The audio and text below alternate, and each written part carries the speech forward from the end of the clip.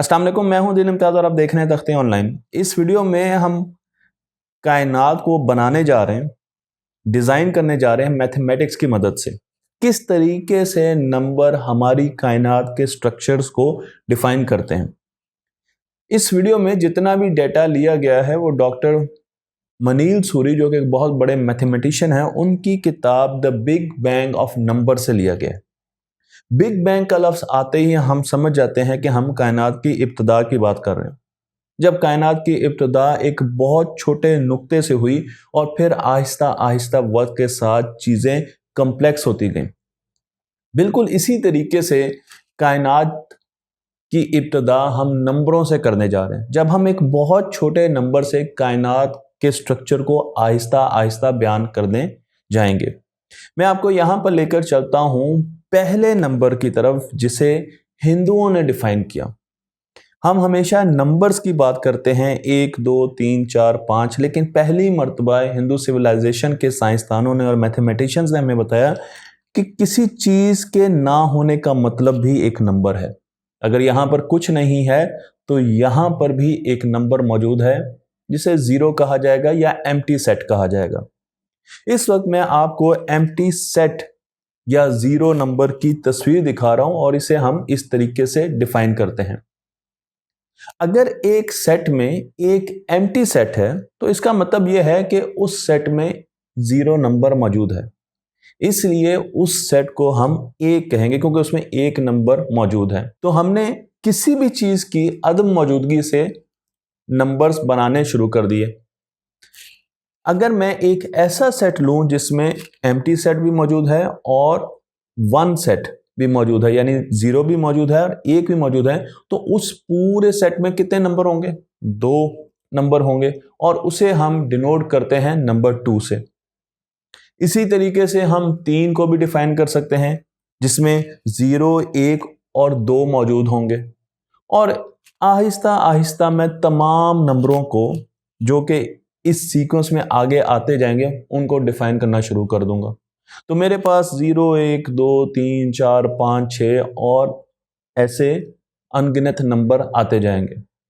तो हमने किसी भी चीज़ की अदम मौजूदगी से नंबरों की एक सीक्वेंस, नंबरों की एक सीरीज का इजरा किया। इस नंबरों को देखते हुए इंसान ने सोचा कि अगर मैं 2 में 3 को जमा करूं तो फिर क्या होगा। तो उसे हैरानी हुई कि 2 में 3 को जमा करके उसे एक और नंबर मिला जो कि 5 था और वो उसे पहले ही आगाह था। और अगर मैं 2 को 3 से मल्टीप्लाई करूं तो अब हम अरिथमेटिक की तरफ जा रहे हैं। हमने नंबर्स बना लिए, लेकिन अब हम ऑपरेशंस की तरफ जा रहे हैं। तो हमें पता चला कि 2 से 3 को मल्टीप्लाई करने के बाद हमें क्या मिलता है? हमें 6 मिलता है, जो कि एक होल नंबर है। ये चीज़ें तो बड़ी आसान है। 2 नंबरों को मल्टीप्लाई करें और आपको रिजल्ट भी उसी सेट में मिलेगा। लेकिन मुश्किलात उस वक्त शुरू हुई जब हमने 2 में से 3 को तफरीक करने की, सब्ट्रैक्ट करने की कोशिश की। क्योंकि जब भी हम 2 में से 3 को निकालने की कोशिश करते थे तो हमारे पास जवाब उस सेट में नहीं आता। अब मैथमेटिशियन अपने वक्त बहुत ज़्यादा परेशान हुए और फिर उन्होंने एक एब्स्ट्रैक्ट आइडिया लिया जिसे नेगेटिव नंबर्स कहा जाता है। 2 में से 3 निकालें तो आपके पास -1 यानी एक नेगेटिव नंबर आएगा। यही मसला डिवीजन के साथ भी हुआ। जब हम एक चीज़ को दूसरे पर तकसीम करते हैं तो फिर हमारे पास क्या नंबर आएंगे? क्योंकि जब हमने चीज़ों को ऐड किया तो उस ऑपरेशन को अंडू भी करना है, रिवर्स भी करना है, तो हमें सब्ट्रैक्शन मिली। और जब हम चीज़ों को मल्टीप्लाई करते हैं, ज़र्ब देते हैं, तो उस प्रोसेस को जब अंडू करना है हमने अरिथमेटिक में, तो हमें डिवीजन लामहला करनी पड़ेगी। और जब हम डिवीजन की तरफ जाते हैं तो वहाँ पर हमें फ्रैक्शंस मिलना शुरू हो गए। तो हमने रैशनल नंबर की एक पूरी कैटलॉग बना ली। मैं आपको यहाँ पर एक तस्वीर दिखा रहा हूँ। इसमें आप देख सकते हैं कि आपको रैशनल नंबर दिखाए गए हैं। रैशनल नंबर्स को अगर आप देखें तो सबसे पहले आपके पास नेचुरल नंबर्स आते हैं, 1, 2, 3, 4, 5, 6 और सो ऑन। उसमें अगर 0 को इंक्लूड कर दिया जाए तो हमारे पास होल नंबर्स बन जाते हैं। अगर नेगेटिव नंबर्स को लें तो हमारे पास इंटीजर्स आ जाते हैं। और उसके बाद फ्रैक्शंस अगर आ जाएं तो हमारे पास रैशनल नंबर आ जाते हैं। लेकिन फिर इर्रेशनल नंबर क्या है? इर्रेशनल नंबर ऐसे नंबर हैं जो कि ना तो फाइनाइट होते हैं और ना ही वो अपने आप को रिपीट करते हैं। मसलन हम पाई की बात करते हैं या हम स्क्वायर रूट 2 की बात करते हैं, पाई के नंबर्स को कैलकुलेट करने के लिए सुपर कंप्यूटर्स का इस्तेमाल होता है और वो लामहला तौर पर अभी भी चल रहा है। ट्रिलियंस ऑफ वैल्यूज हम इस वक्त ले चुके हैं पाई की, लेकिन पाई अभी तक खत्म नहीं हुआ। इन नंबर्स को अब किसी ऑर्डर में हमने लगाना है, इनको किसी ऑर्डर में लेके आना है। तो हमने पहले नंबर जनरेट किए, फिर हमने अरिथमेटिक्स देखा, अरिथमेटिक्स से हमें और नंबर मिले और अब हम आ रहे हैं ज्योमेट्री की तरफ। तो हमने सबसे पहले एक नंबर को डिनोट किया पॉइंट के साथ, यानी 0 जो है वो एक पॉइंट है और 1 भी एक पॉइंट है। दो पॉइंट्स को जोड़ने के लिए एक स्ट्रेट लाइन का सहारा लिया। तो हम जब भी दो पॉइंट्स को जोड़ेंगे तो उनके दरमियान एक स्ट्रेट लाइन होगी और ये चीज़ हमें यूक्लिडियन ज्योमेट्री से नज़र आती है। यूक्लिड ने हमें सबसे पहले पॉइंट के बारे में बताया, जो कि बहुत पहले ग्रीक के ज़माने यूनानी मैथमेटिशियन थे और उन्होंने पॉइंट के बारे में अपनी किताबों में लिखा। लेकिन इन दो पॉइंट्स के अलावा अगर मैं एक तीसरा पॉइंट लगा दूं तो अब आप उसे एक स्ट्रेट लाइन से नहीं जोड़ सकते। अब आपके लिए ये मुश्किल हो गया। अब हमें एक स्पेस बनानी है। तो अब हम क्या करेंगे, जो हमारे पास लाइन है इसको एक दूसरे के ऊपर स्टैक करना शुरू कर देंगे। मैं आपको यहाँ पर लाइन दिखा रहा हूँ। तो एक लाइन वो है जो वर्टिकल है, एक लाइन हॉरिजेंटल है और इसके ऊपर हम लाइन को स्टैक करें और लाइन क्या शो करती है, वो नंबर्स को शो कर रही है। तो हमारे पास एक प्लेन आ जाएगा। ये प्लेन 2 डायमेंशनल प्लेन है। इसमें जो वर्टिकल या तीसरा पॉइंट था उसे हम एक वर्टिकल लाइन के साथ शो कर सकते हैं। तो अब किसी भी पॉइंट को हम यहां पर डिफाइन कर सकते हैं। 2 डायमेंशनल प्लेन को अगर हम ऊपर रखें, क्योंकि हमने एक लाइन को ऊपर और नीचे रखा था, तो हमारे पास 1D से 2D आ गई थी। 1 डायमेंशनल लाइन से 2 डायमेंशनल प्लेन आ गया था। अगर मैं 2 डायमेंशनल प्लेन्स को एक दूसरे के ऊपर रखना शुरू कर दूं, जिस तरीके से इस किताब के सफ़े हैं, ये 2 डायमेंशनल प्लेन्स हैं, तो मेरे पास एक 3 डायमेंशनल किताब आ जाएगी, या एक 3 डायमेंशनल प्लेन आ जाएगा, या 3 डायमेंशनल स्पेस आ जाएगी। बड़ा आसान तरीका है हायर डायमेंशंस में जाने का। इसका मतलब यह है कि अगर 3 डायमेंशनल स्पेसिस को हम फिर एक दूसरे के ऊपर रखकर कैस्केड करने की कोशिश करें तो हमारे पास 4 डायमेंशनल स्पेस आ जाएगी। 4 डायमेंशनल स्पेस को हम परसीव नहीं कर सकते, उसे देख नहीं सकते, उसे सोच नहीं सकते, इसलिए हमारे लिए मुश्किल है कि हम उसका इदराक कर सकें। लेकिन अगर 4 डायमेंशनल स्पेसिस को भी ऊपर नीचे रखा जाए तो हम 5 डायमेंशन की तरफ आ सकते हैं।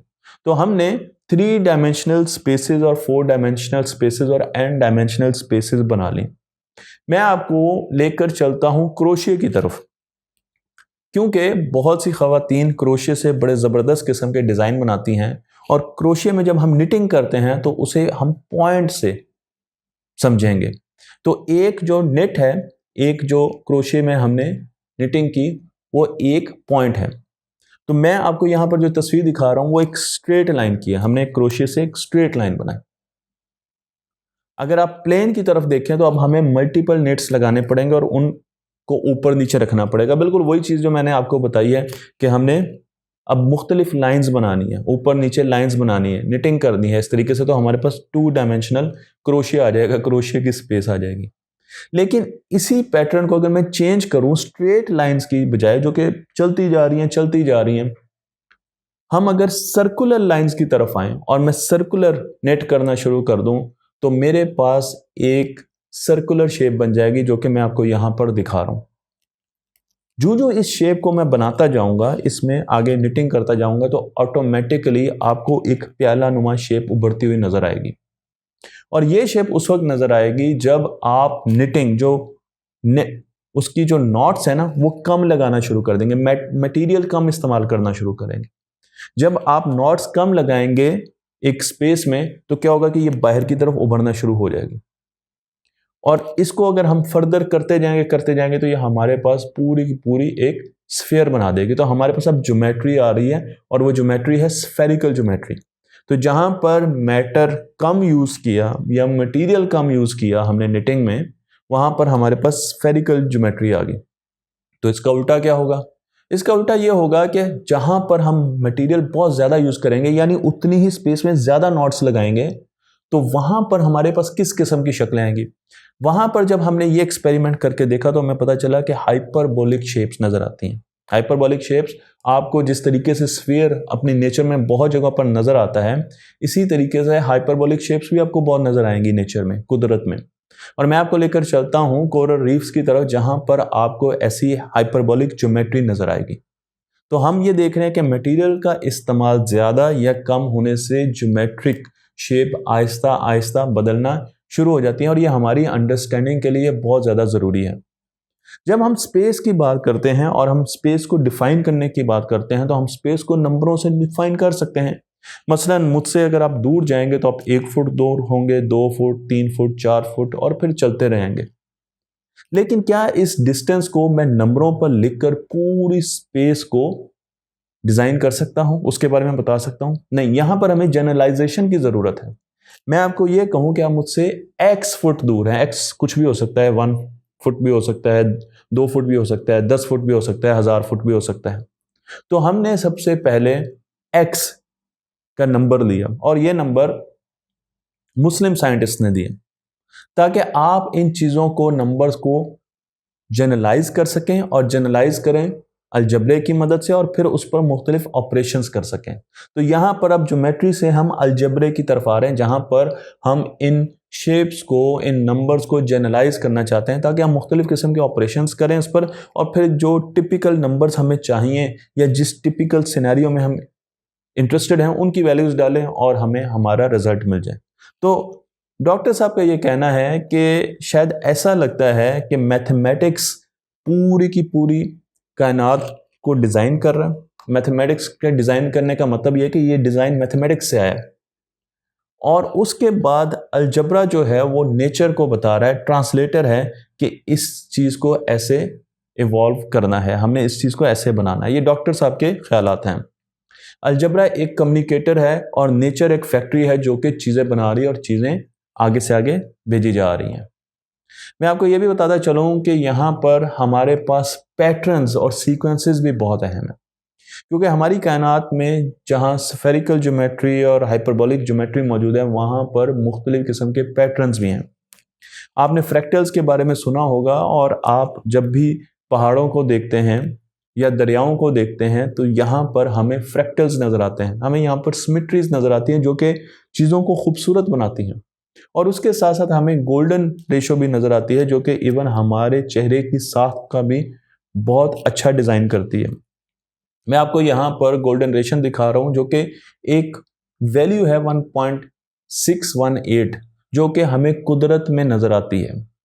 मैं यहाँ पर कुदरत का इस्तेमाल इसलिए कर रहा हूँ कि डॉक्टर साहब की बातें बिल्कुल वैसे ही आप तक पहुँचाई जाएं जैसे कि उन्होंने किताब में लिखी है, और अपनी तहरीफ या अपनी राय बीच में कम से कम शामिल की जाए। तो हमारे पास गोल्डन रेशियो है, और गोल्डन रेशियो पर मैं वीडियो बना चुका हूँ। तो अगर सिमेट्री देखना चाहते हैं किसी भी शक्ल की, तो मैं आपको यहाँ पर 3 शक्लें दिखा रहा हूँ। आप देख सकते हैं कि हम जिस रेक्टेंगल की बात कर रहे हैं वो 2 एक्सिस पर सिमेट्रिक है। इसका मतलब यह है कि उसको उल्टा दें इस तरफ तो वो एक जैसा रहेगा, इसको इस तरफ भी उल्टा दें तो एक जैसा रहेगा, तो 2 एक्सिस पर सिमेट्रिक है। अगर हम ट्राइंगल की बात करें तो वो 3 एक्सिस पर सिमेट्रिक है। लेकिन स्क्वायर की बात करें तो स्क्वायर 6 एक्सिस पर सिमेट्रिक है। इसका मतलब यह है कि स्क्वायर ज़्यादा खूबसूरत है, उसमें ज़्यादा सिमेट्री है, और हम ये समझते हैं कि सिमेट्री चीज़ों को ज़्यादा खूबसूरत बनाती है, तो उसमें ज़्यादा खूबसूरती है। लेकिन फिर सवाल ये होना चाहिए कि सबसे ज़्यादा सिमेट्रिक शेप क्या है, और आप जानते हैं कि सबसे ज़्यादा सिमेट्रिक शेप है सर्कल या स्फेयर की बात कर लें, और इसीलिए मैथमेटिक्स की दुनिया में स्फेयर को या सर्कल को सबसे ज़्यादा खूबसूरत शक्ल माना जाता है। हमें अपनी नेचर में भी ये सिमेट्रीज नज़र आती हैं। जब मैथमेटिक्स ने हमें नंबरों के बारे में बताया, अरिथमेटिक्स के बारे में बताया, हमें अलजबरा के बारे में, ज्योमेट्री के बारे में, और सिमेट्रीज और उसके साथ पैटर्न्स के बारे में बताया, तो यहाँ पर फिजिक्स ने टेक ओवर कर लिया, और उसने सोचा कि क्यों ना वो इन चीज़ों का इस्तेमाल करके कायनात के डिज़ाइन के बारे में हमें बताना शुरू करें। इसमें बहुत से मैथमेटिशियंस का भी हाथ था, लेकिन उसके बाद आइंस्टाइन आया, और आइंस्टाइन ने कहा कि अगर हम स्पेस की 3 डायमेंशंस को इकट्ठा करके एक बनाएं, और चौथी डायमेंशन जो कि अब दूसरी डायमेंशन बन गई है उसे टाइम को साथ लिया जाए, तो हम स्पेस टाइम का एक चादर, एक डिज़ाइन बना सकते हैं। कायनात को स्पेस को मॉडल कर सकते हैं एक चादर से। मैं आपको यहाँ पे 2D चादर दिखा रहा हूँ, 2D नेट दिखा रहा हूँ, जिसके अंदर जब हम मैटर रखेंगे तो वहाँ पर हमें स्फेरिकल और हमें हाइपरबोलिक ज्योमेट्रीज का सामना करना पड़ेगा और उनके साथ हमें इंटरेक्ट करना पड़ेगा। ये भी बता दूं कि बहुत से ऐसे साइंसदान हैं जो कि ये समझते हैं कि मैथमेटिक्स फिजिक्स को भी डिफाइन करता है और हमारी नेचर को भी डिफाइन करता है, हमारी कायनात को भी डिफाइन करता है। उसकी वजह यह है कि जब हम मैथमेटिक्स में देखते हैं तो हमें पता चलता है कि 1+1=2 होता है, लेकिन जब हम फिजिकल प्रोसेसेस को देखते हैं तो हमें पता चलता है कि जब एक इलेक्ट्रॉन मास ऐड होता है एक इलेक्ट्रॉन मास में तो 2 इलेक्ट्रॉन मास बन जाते हैं। तो वही चीज़ें फॉलो हो रही हैं, मैथमेटिक्स के जो एक्सियम्स हैं वही नेचर फॉलो कर रही है। इसलिए फिजिक्स के लिए बहुत आसान था कि वो मैथमेटिक्स को अपना बेस ले और उसकी बेसिस पर चीज़ों को डिफाइन करना शुरू कर दे, और यही काम साइंसदानों ने और फिजिक्स के साइंसदानों ने स्पेशली किया। उन्होंने मैथमेटिक्स को लिया। हम ये जानते हैं कि मैथमेटिक्स एक्सियम्स पर, पोस्टुलेट्स पर डिपेंड करता है और फिजिक्स ऑब्जर्वेशन पर डिपेंड करती है, लेकिन जो उसके दरमियान कम्बिनेशन है, जो एक्सियम्स हमें नज़र आते हैं वो हमें फिजिकल वर्ल्ड में भी नज़र आते हैं। आइंस्टाइन ने सबसे पहले इस चीज़ का इस्तेमाल किया। वैसे तो उनसे पहले भी बहुत से साइंसदान इस्तेमाल कर चुके थे और उन्होंने हमें ज्योमेट्रिकल शेप्स की मदद से स्पेस टाइम के कंटूर के बारे में बताना शुरू किया और उसकी बेसिस पर उन्होंने अपनी थ्योरी ऑफ रिलेटिविटी दी, जो कि बहुत मशहूर है। लेकिन इससे पहले यूनानी कोनिक सेक्शन को पहले डिफाइन कर चुके हैं, वो इन ज्योमेट्रीज को पहले ही बता चुके हैं और उनके ज़रिए वो बहुत सी चीज़ों को जो हमें अपने इर्द गिर्द नज़र आती हैं उसे भी बयान कर चुके हैं। अगर हम केपलर की बात करें तो उसने ऑर्बिटल मोशन को कोनिक डिज़ाइन से लेकर इस्तेमाल किया, उसे मॉडल किया और हमें बताया कि चीज़ें किस तरीके से रोटेट करती हैं स्पेस में। मैं आपको ये भी बताता चलूँ कि डॉक्टर साहब का ये ख्याल है कि हमारी कायनात की जो इंटेलिजेंशिया है, जो इंटेलिजेंस है, वो मैथमेटिक्स में छुपी हुई है। मैथमेटिक्स की ड्राइवर है जो कि नेचर की मदद से चीज़ों को डिज़ाइन कर रहा है। लेकिन इसमें एक बहुत बड़ा फैक्टर है जो कि अभी तक हम पूरे तरीके से समझ नहीं सके, और वो फैक्टर है इन्फिनिटी का। क्योंकि इन्फिनिटी एक इतना बड़ा फैक्टर है जिसे समझे बगैर हम अपनी कायनात को समझ नहीं सकते। हमें उसे हर हाल में अबूर उस पर हासिल करना होगा या उसे समझना होगा ताकि हम पूरी कायनात को समझ सकें। अगर हम इन्फिनिटी को नहीं समझ सकें तो हम कभी ये नहीं कह सकते कि हम इस पूरी कायनात को समझ सकते हैं, क्योंकि हम शायद शुरुआत के और एंड के बारे में उस तरीके से ना जान सके। कायनात के साथ एक और प्रोसेस भी जुड़ा हुआ है जिसे इमर्जेंस कहा जाता है या एवोल्यूशन कहा जाता है। एवोल्यूशन पर हमारे दोस्त बहुत परेशान हो जाते हैं, लेकिन मैं आपको कायनात के ज़ुमरे में ये बताने जा रहा हूँ कि चीज़ें आहिस्ता आहिस्ता सिंपल चीज़ों से शुरू होती है और फिर कम्प्लेक्स होती जा रही। आप बिग बैंग की बात करें तो एक नुक्ते से बिग बैंग शुरू हुआ और आहिस्ता आहिस्ता उसमें छोटे छोटे स्टार्स बने, फिर गैलेक्सीज बनी और फिर क्लस्टर्स बने, और हम चीज़ों को देख रहे हैं कि अब वो कितनी कम्प्लेक्स होती जा रही है। तो यही चीज़ नेचर का एक खासा है कि चीज़ें सिंपल शुरू होती हैं और आहिस्ता आहिस्ता उनमें डिज़ाइन आता जाता है, क्योंकि फिज़िकल लॉज इस तरीके से हमारी कायनात के बने हैं कि वो इन चीज़ों को इवॉल्व होने पर मजबूर कर देते हैं। मसलन मैं आपको एक छोटी सी एग्जांपल देता हूँ। एक चींटी ने एक जगह पर खुराक का एक टुकड़ा देखा, उसे नज़र आया कि ये तो बहुत बड़ा ज़ख़ीरा है, और वो गई और वहाँ से खुराक लेके आई। लेकिन चींटी की ये खसूसियत है कि जब वो जाती है एक जगह पर तो वो अपना एक मार्क छोड़ती है, समझ लें कि एक खुशबू छोड़ती है जिसे फेरोमोन्स कहा जाता है। अब बहुत सी चींटियों ने और रास्ते अपनाए उस जगह पर जाने के लिए और फेरोमोन्स छोड़ती गई, तो हमारे पास कोई 20 रास्ते बन गए, फर्ज कीजिए। लेकिन चींटियों को ये पता चल गया, क्योंकि वो डेली जा रही थी, कि इनमें से छोटा रास्ता कौन सा है। ज़्यादा चींटियाँ वहाँ पर जाना शुरू होगी तो वहाँ पर ज़्यादा फेरोमोन्स की कंसनट्रेशन होगी, और जहाँ पर फेरोमोन्स की ज़्यादा कंसनट्रेशन है वहाँ पर चींटियाँ ज़्यादा जाना शुरू होगी। तो आहिस्ता आहिस्ता वो 20 जो रास्ते थे उनमें से 19 रास्ते ख़त्म हो गए और एक ही शॉर्टेस्ट पाथ उस खुराक के जजीरे तक या उसके ज़ख़ीरे तक रह गया। तो ये वो तरीका है जिस तरीके से इमर्जेंस थ्योरी काम करती है। हम चीज़ों को ऑप्टिमाइज़ करते हैं, हम चीज़ों को कम रिसोर्सेज के साथ प्लान करते हैं और हम आहिस्ता आहिस्ता उन चीज़ों को छोड़ देते हैं जहाँ पर, उन रास्तों को छोड़ देते हैं, उन डिज़ाइंस को छोड़ देते हैं जहाँ पर बहुत ज़्यादा रिसोर्सेज का इस्तेमाल हो रहा है। तो मैं आखिर में ये कहना चाहूँगा कि हमने किस तरीके से नंबर से शुरू किया और फिर हमने सीधा सीधा चीज़ें देखी कि किस तरीके से हमारी कायनात में एक डिज़ाइन आया, हमारी कायनात नंबरों से कैसे शुरू हुई। ये एक एब्स्ट्रैक्ट आइडिया है, ऐसा नहीं है कि हमारी कायनात नंबरों से ही बनी है, लेकिन ये एक एब्स्ट्रैक्ट आइडिया है कि किस तरीके से नंबरों का इस्तेमाल करते हुए हम मैथमेटिक्स की मुख्तलिफ स्टेजेस पर आए और फिर हम स्पेस टाइम की तरफ आए और उसके बाद स्पेस टाइम से इस कायनात ने आहिस्ता आहिस्ता कैसे अमर्ज करना शुरू कर दिया, कैसे कॉम्प्लेक्स होना शुरू हो गया डिज़ाइन। और अब हम बात करते हैं फ्रैक्टल्स की, तो हमें नज़र आता है कि वही चीज़ें बार बार रिपीट हो रही हैं। हम जब दूसरी तरफ जाते हैं तो हमें नज़र आता है कि ये तो बिल्कुल वैसी ही गैलेक्सीज आहिस्ता आहिस्ता आगे रिपीट हो रही हैं, ऐसे ही कंटोर्स आगे रिपीट हो रहे हैं, ऐसे क्लस्टर्स आगे रिपीट हो रहे हैं जो कि हमारे आसपास हैं। तो हमें कायनात यूनिफॉर्म भी नज़र आती है और उसमें बहुत ज़्यादा रेपिटेशन भी नज़र आती है। मुझे उम्मीद है ये वीडियो आपको पसंद आई होगी। मैथमेटिकल कॉन्सेप्ट पे बेस करदा ये वीडियो थी और ये डॉक्टर साहब की किताब से ली गई थी। तख्ती ऑनलाइन को लाइक कीजिए, शेयर कीजिए और इस इल्म को दूसरों तक पहुँचाते रहिए।